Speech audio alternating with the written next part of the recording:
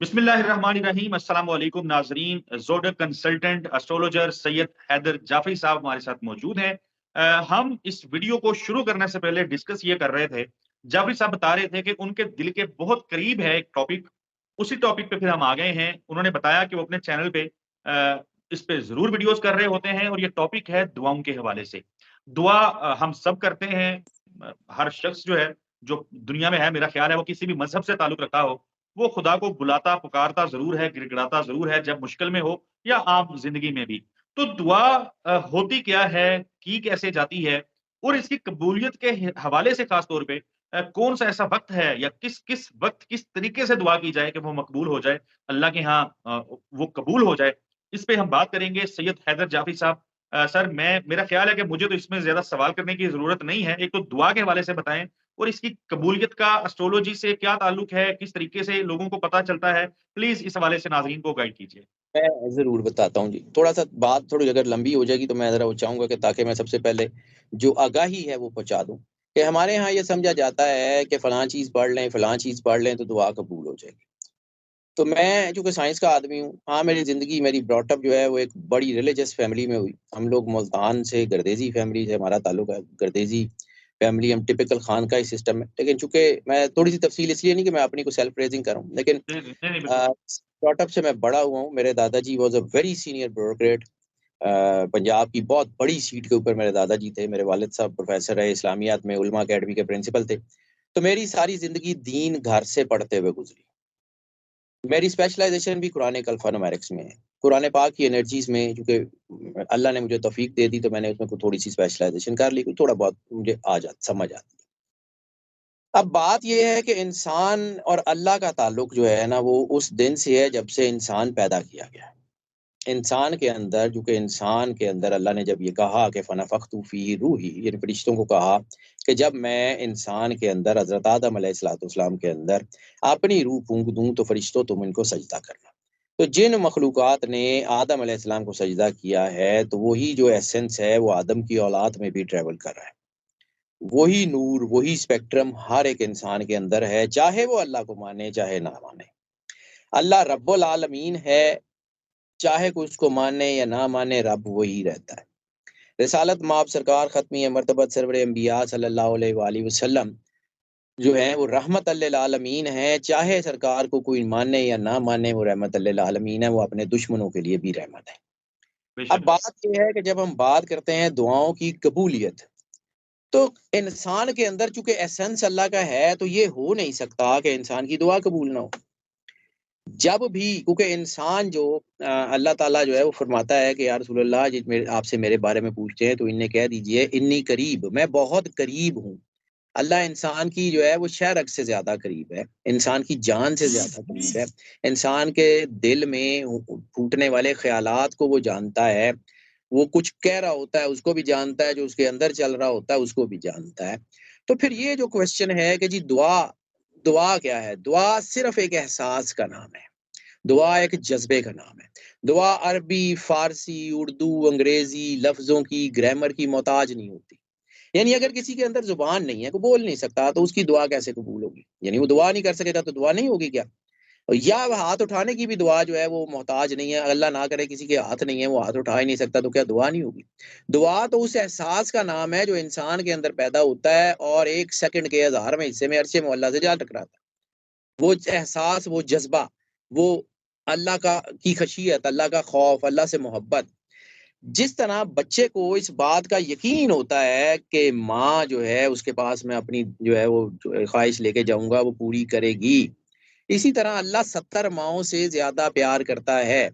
तो ये जो कबूलियत की सात है फिर ये क्या है? मैं इसके ऊपर चूँकि मैं अपने चैनल के ऊपर बड़े लंबे अरसे से हर महीने ये कबूलियत की सात की वीडियो करता आ रहा हूँ। क्योंकि अगर किसी ने भी कोई एक शख्स पूरी दुनिया में अगर इस वजह से अल्लाह का ज़िक्र करता है, अल्लाह के करीब हो जाता है, तो मेरे लिए मेरी आखिरत ये इसमें मेरा लालच शामिल है जी। मेरे लिए मेरी आखिरत की जो है वो अच्छे होने का बायस बन जाएगा। तो बिल्कुल। इसलिए ये टॉपिक मेरे दिल के बड़ा करीब है जी। मेरे दिल में एक ही चीज़ है और मुझे और किसी से डर नहीं लगता। मुझे सिर्फ़ एक चीज़ से डर लगता है कि अगर क़यामत वाले दिन मुझे अल्लाह के सामने खड़ा होके जो है वो शर्मिंदगी का सामना करना पड़े, तो मेरी इस ज़िंदगी का जो है होना ही फ़िज़ूल है। मैं कम से बेशक। कम अल्लाह के सामने जाऊँ, तो शर्मिंदा ना हो, बस। बाकी वो छोड़ने वाला वो ना छोड़े, छोड़े, मेरी क्या औकात है। लेकिन अब आ जाते हैं कि जी ये कबूलियत होती क्यों है? तो जिस तरह जी, आपने दिन में देखा कि कभी सूरज जो है वो बहुत सवा नेज़े पे होता है और टेम्परेचर बहुत ज़्यादा होता है और किसी का टेम्परेचर कम हो जाता है। इसी तरह हमारी ज़िंदगी में जहाँ अल्लाह कहता है कि मैंने जोड़े बनाए, ज़िंदगी का मौत के साथ, रोशनी का अंधेरे के साथ, मेल फीमेल का जोड़ा, अल्लाह ने हर चीज़ को जोड़ों में बनाया। तो इसी तरह पॉज़िटिविटी और नेगेटिविटी का जोड़ा बनाया। इंसान की ज़ात में अल्लाह ने पॉज़िटिविटी और नेगेटिविटी को इकट्ठा रखा हुआ है। इसीलिए इंसान किसी हद तक कादिर है और किसी हद तक जो है वो मजबूर है। किसी हद तक मुख्तार है और किसी हद तक जो है वो जो है वो पाबंद है। इंसान के अंदर पॉज़िटिविटी और नेगेटिविटी है। इसी तरह होराइज़न में भी पॉज़िटिविटी और नेगेटिविटी का जो है वो वेरिएंट्स होते रहते हैं। कभी पॉज़िटिविटी ज़्यादा होती है, कभी नेगेटिविटी ज़्यादा होती है। बिल्कुल। हमारी चूँकि कैलकुलेशन हम जो है वो मंथली भी करते हैं, वीकली भी करते हैं, डेली भी बाद-औक़ात करते हैं, लेकिन वो उतनी एक्यूरेट होती नहीं। लेकिन चूँकि हम जी। सारी चीज़ों को अगर वीकली देखें तो वो बहुत ज़्यादा हो जाती है, तो मंथली उसको हम देखते हैं कि मंथ में हुँ, जो 30 दिन या 31 दिन होते हैं महीने में, उसमें कुछ घंटे पॉज़िटिविटी बहुत ही ज़्यादा तेज़ होती है। जब पॉज़िटिविटी ओके, बहुत ज़्यादा तेज़ होती है, तो जैसे मैग्नेट लोहे को खींचता है, जैसे मकनातीस लोहे को खींचता है, लोहे के ऊपर ज़ंग हो, तो वो मकनातीस उतना नहीं खींच सकता, वो गिर जाता है। बिल्कुल। इसी तरह जब इंसान के ऊपर ज़ंग होता है ना, तो वो अल्लाह के साथ उतना ज़्यादा क्लोज़ कॉन्टैक्ट में नहीं आ सकता। तो ये जो साथ होती है एनर्जी की, ये कुछ घंटों के लिए होती है, तो इसमें इंसान के ऊपर वो ऐसी पॉज़िटिविटी होती है कि अगर वो चाहे तो अपनी ज़ात का ज़ंग साफ़ कर सकता है। अल्लाह तो हर जगह मौजूद है, अल्लाह तो हर वक़्त मौजूद है। बेशक। तो जब इंसान का अपना ज़ंग साफ़ होता है, तो वो अल्लाह के करीब आ सकता है। यानी वो काम जो कई हफ्तों में, कई महीनों में वो नहीं कर सकता, वो इन 2-3 घंटों में अपने आप को पॉज़िटिव कर ले, अपने आप को अल्लाह के करीब कर ले, तो वो कर सकता है। दुआ क्या है? बेसिकली दुआ जो है वो अल्लाह के साथ जुड़ने का नाम है ना।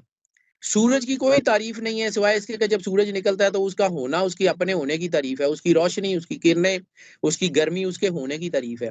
इसी तरह बेशक, आपके ऊपर पैदा होने वाली रिक्कत, आपका अल्लाह के साथ कॉन्टैक्ट, आपकी कैफ़ियत, ये सारी अल्लाह के होने की दलील है। बेशक। अल्लाह जब आपके करीब आता है तो आपका वजूद उसके एहसास से जो है वो रोशन होता है। तो अल्लाह अपना तारुफ़ भी कराता है, वल्लाहु नूरुस समावाति वल अर्ज़, अल्लाह ज़मीन और आसमान का नूर है। तो बेशक। इसी तरह हर महीने में कोई ना कोई कोई ना कोई टाइम ऐसा होता है कि जिसमें एनर्जी बहुत ज़्यादा होती है। जी, नवंबर के महीने में तो ये ग्लोबली होती है, पूरे जी, ग्लोब के ऊपर में चल रही होती है, लेकिन चूँकि मैं इसको कैलकुलेट करता हूँ पीएसटी, पाकिस्तान स्टैंडर्ड टाइम के हवाले से, यानी जी, जीएमटी में +500 के हिसाब से इसको कैलकुलेट करता हूँ, तो जो दीगर टाइम ज़ोन के लोग हैं, वो उसको अपने-अपने टाइम ज़ोन के मुताबिक कैलकुलेट कर लें। तो वो 7 है, जो बहुत ज़्यादा, और इस वक़्त नवंबर, चूँकि नवंबर 11वाँ महीना है, 11 का जी, अदद रिसालत मआब सरकार ख़त्मी है मर्तबा सरवरे अंबिया सल्लल्लाहु अलैहि वसल्लम से मंसूब है। और 12 का अदद अल्लाह से मंसूब है। इसीलिए साल के आखिरी 2 महीने हमेशा जो है ना उसमें एनर्जीज़ बहुत ज़्यादा होती हैं। 11 जो है वो है, तो फिर ये जो बन रही है वो 19 नवंबर बरोज़ इतवार सपहर 3:31 पीएसटी यानी पाकिस्तान स्टैंडर्ड टाइम से लेके 7:45 जो है वो पीएसटी के मुताबिक बन रही है। यानी रा शाम के पौने 8 बजे तक ये चलेगा। ये तकरीबन बिल्कुल। 4 घंटे का वक़्त बनता है। जी, और जब 4 घंटे का वक़्त बनता है, तो ये 4 घंटे का वक़्त इंतहाई जो है वो अहम है। अगर इसका वन लाइनर अगर आपको बताऊँ, तो ये जो नवंबर में जो टाइम बन रहा है ना, इसकी जो हेडलाइन है, उम्मीद और तरक्की का वक़्त है। ओके। वो जो जहाँ उम्मीद दम तोड़ रही है, जहाँ आपको लगता है कि आपके कारोबार डूब रहे हैं, जहाँ आपको लगता है कि कहीं ऑक्सीजन बंद हो रही है, जहाँ आपको लगता है कि बिल्कुल घुटन हो गई है, वहाँ आपके दरवाज़े खुल सकते हैं। अल्लाह मुसब्बिबुल असबाब है, अल्लाह असबाब पैदा करता है, लेकिन उस असबाब तक पहुँचना इंसान के लिए है। मतलब ये नहीं होता कि अल्लाह जो है वो नोटों की गठरियाँ खुद ही लेके नीचे आ जाए कि आ जाओ जी, मैं तुहाडा अल्लाह, आ जाओ एन्जॉय करिए। जी, आपको मेहनत करनी पड़ती है, अल्लाह आपको विज़न देता है, अल्लाह आपको ताकत देता है, अल्लाह आपको जो है वो गाइडेंस देता है, उस गाइडेंस को यूटिलाइज़ करके काम आपने करना होता है। मैं अक्सर ये बात करता हूँ कि ये पढ़ाइयों से अगर सारे मसले हल होते ना, तो फिर आपकी ज़िंदगी में भी ऐसा ही होता। आपको शदीद जी, प्यास लगी हुई है, सामने गिलास में पानी है, आप जेब से तस्बीह निकालें और पढ़ना शुरू कर दें, कुछ भी एक्स, वाई, ज़ेड, हक पानी या पानी पढ़ते चले जाएँ, 10 लाख दफ़ा पढ़ लें, प्यास बुझ जाएगी। बिल्कुल पानी ऐसे ही तो है, आपको बिल्कुल नहीं पीना बुझेगी। पड़ेगा ना, तब प्यास बुझेगी। तो अल्लाह ने जो बेशक, इंसान का नाम बना दिया है, वो उस वक़्त अज़ल में कुन कह के वो जब तक कायनात है तब तक वैसा ही रहना है, नहीं बदलता।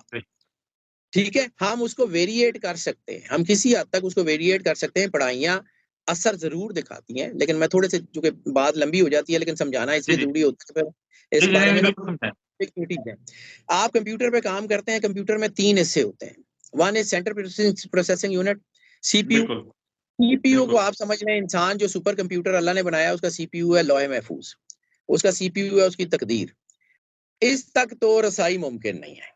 इस तक तो कोई कहे कि जी मैं तकदीर बदल सकता हूँ, तो भाई कोई नबी वली दुआ करके बदले तो बदले, हम जैसे आम लोगों से तो मुमकिन नहीं है, सीधी बात। ठीक है, अब तकदीर के भी आगे कुछ हिस्से हैं। एक तकदीर मुअल्लक होती है, उसमें अल्लाह ने एफर्ट लगाए होते हैं कि ये एफर्ट कर लेंगे तो मैं ये दे दूंगा। एक तकदीर जो है वो उसको अज़ल कहते हैं, वो किसी नबी वली की दुआ से बदल जाती है। जैसे हज़रत ईसा अलैहिस्सलाम जो वो तकदीर से फौत हो गए होते थे, उनको जिंदा कर देते थे। वो जो अपनी तकदीर से अंधे पैदा होते थे, उनको आंखें दे देते थे, वो तकदीर अज़ल। एक तकदीर मुकर्रम है, वो नहीं बदलती। वो नूह अलैहिस्सलाम अपने बेटे के लिए दुआ करते रहते हैं, वो नहीं बदलती, क्योंकि अल्लाह ने ऐसे ही लिखी होती है। इसी तरह कंप्यूटर का जो दूसरा हिस्सा होता है, दैट इज कॉल्ड जो है उसका कीपैड और माउस यूनिट। और तीसरा हिस्सा होता है स्क्रीन यूनिट। ठीक है, एलईडी हो, मॉनिटर हो, वो कुछ भी हो।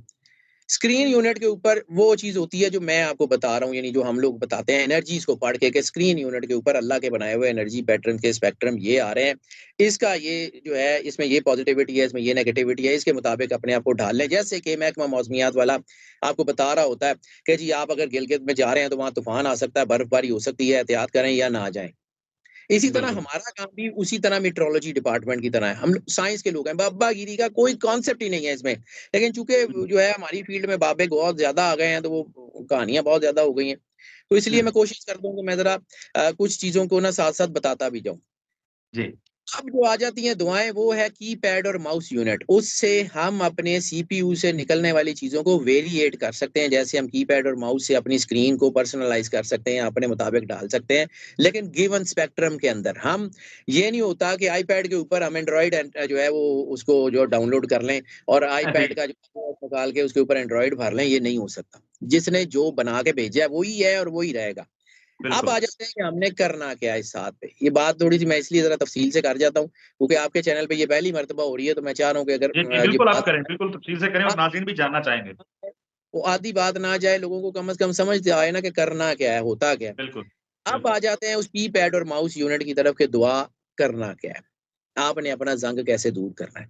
जिंदगी का अंधेरा, इस बात पे याद रखिएगा कि एक ही है, वो है अल्लाह। वल्लाहु नूरुस समावाति वल अर्ज़, उसी का नूर है जो रोशनी देता है, इसके अलावा कुछ नहीं है। अला बिज़िक्रिल्लाहि तत्मइन्नुल कुलूब, के सिवाय अल्लाह के जिक्र के कहीं कोई तस्कीन नहीं है, क्योंकि अल्लाह ने इंसान को बनाया ही ऐसा है। अब करना क्या है कि जब ये वक़्त शुरू हो जाता है, तो सबसे पहले क्या करना है कि 2 रकात नमाज़ शुक्राने की अदा करनी है। शुक्राने की इसलिए कि अल्लाह ने आपको ज़िंदगी दी, अल्लाह ने आपको रिश्ते दिए, अल्लाह ने आपको ये तौफ़ीक दी कि वो आप उसका नाम ले सकें। जिसको वो तौफ़ीक ना ले, अल्लाह का नाम भी कोई नहीं ले सकता। जिसको वो तौफ़ीक ना दे, सरकार रिसालत माब सरकार ख़त्मी मर्तबा सरवर अंबिया और उनके अहले बैत अलैहिस्सलातु वस्सलाम के बारे में कुरान पाक ये कहता है कि अल्लाह ने ये तय कर लिया है कि रिज्स इनसे दूर है। तो ये बात याद रखें कि जो लोग इनसे दूर हैं वो रिज्स हैं। अल्लाह चाहता ही नहीं है कि वो इनके करीब हों। ये पाक और मुक़द्दस नूर हैं, ये रिजस दिमागों में आता ही नहीं है।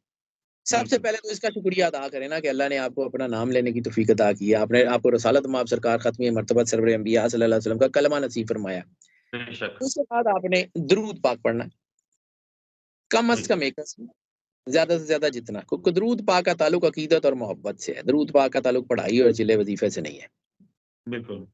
उसके बाद आपने सूरह मुज़म्मिल, क्योंकि हम जब कैलकुलेट करते हैं तो एनर्जी के मुताबिक कुछ चीज़ों को कैलकुलेट करते हैं, तब नंबर डिफाइन करते हैं कि इनको इतनी मर्तबा, इनको इतनी मर्तबा।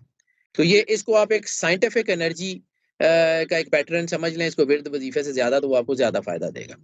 सूरह मुज़म्मिल 9 मर्तबा, सूरह कदर 5 जी। मर्तबा, सूरह कौसर 5 मर्तबा। उसके बाद सूरह फातिहा फिर 9 मर्तबा।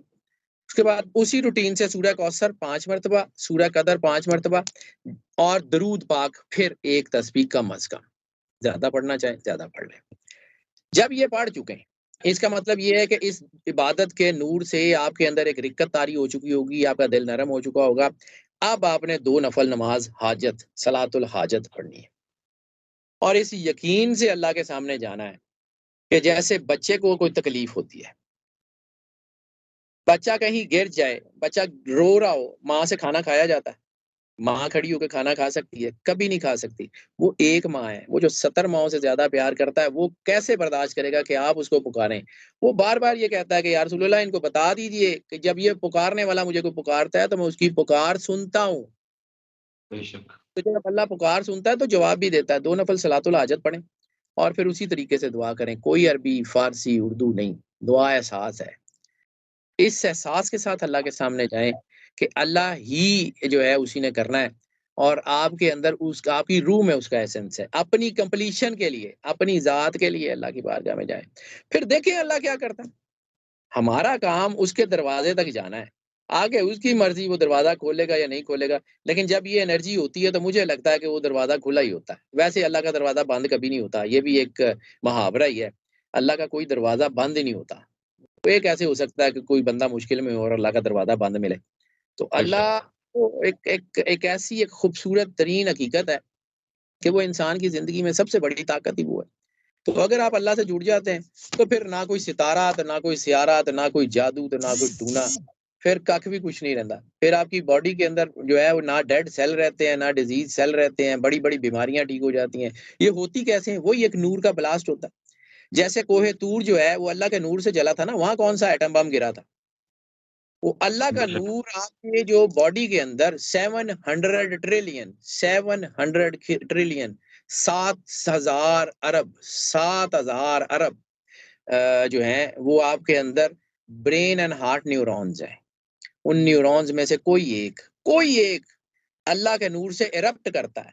वो एक जो है वो न्यूरॉन इतनी एनर्जी पैदा कर देता है कि आपकी बॉडी में एक एक तरह का एटॉमिक ब्लास्ट होता है, सर से लेके पैर तक ना बुराई रहती है, ना नेगेटिविटी रहती है, कुछ भी वाह! नहीं रहता। कर लो अगर कर लोगे तो। मैं तो साइंस का आदमी हूँ, मेरा काम बताना है, डॉक्टर का काम बताना होता है, डॉक्टर का काम ना मनाना होता है, ना डॉक्टर ये कहता है कि जी बिल्कुल तुझ ऐसे का ही। दवाई मैं खा लाँगा। मेरा काम बताना है। मैं कल को क़यामत वाले दिन अल्लाह के सामने खड़े होके ये ज़रूर कह दूँगा कि मालिक मैं दस देता सी, बाकियां ने कीता या नहीं कीता सर मेरी ज़िम्मेदारी खत्म। Thank you very much Syed Haider Jafri साहब। बड़ी तफ़सील से आपने नाज़रीन के लिए बताया और मैं ज़ाती तौर पे मेरी भी बड़ी ज़बरदस्त तरीके से रहनुमाई हुई आपकी इस गुफ्तगू से। अल्लाह ताला आपको इसकी जज़ा दे। नाज़रीन इलाही अगली वीडियो में मुलाकात होगी, तब तक के लिए अल्लाह हाफ़िज़।